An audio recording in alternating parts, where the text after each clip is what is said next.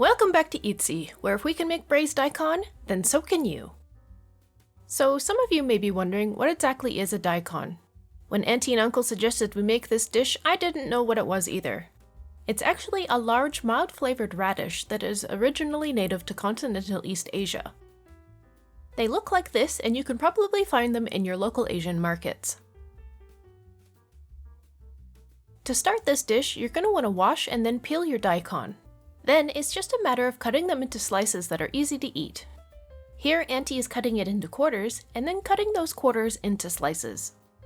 Collect all the pieces in a bowl, and we're also going to add some shiitake mushrooms.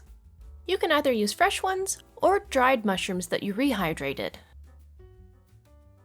At the stove set to medium or high heat, we're going to add some oil to a pan with high edges.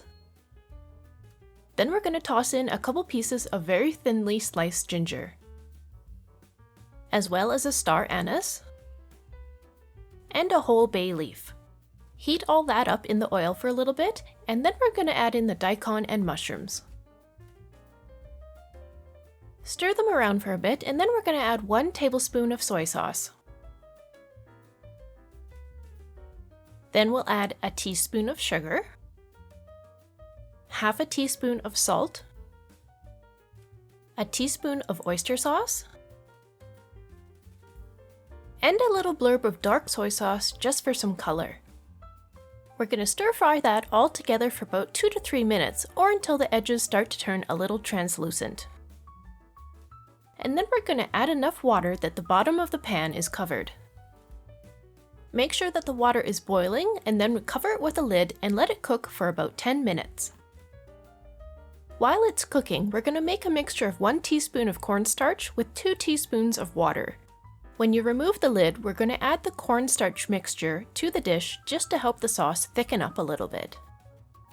Let it cook for another 2 to 3 minutes, and then you can remove it from the heat and transfer it to your serving dish.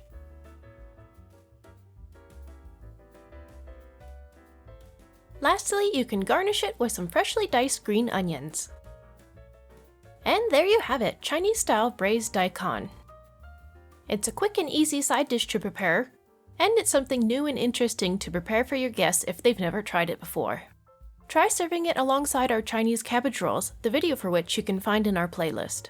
If you like this quick little video, please consider giving it a like. And if you try this dish, please let us know how it went for you down in the comments. If you could hit the subscribe button, it would mean a lot to us, and you won't miss out on any of our upcoming weekly videos. And as always, thank you so much for watching.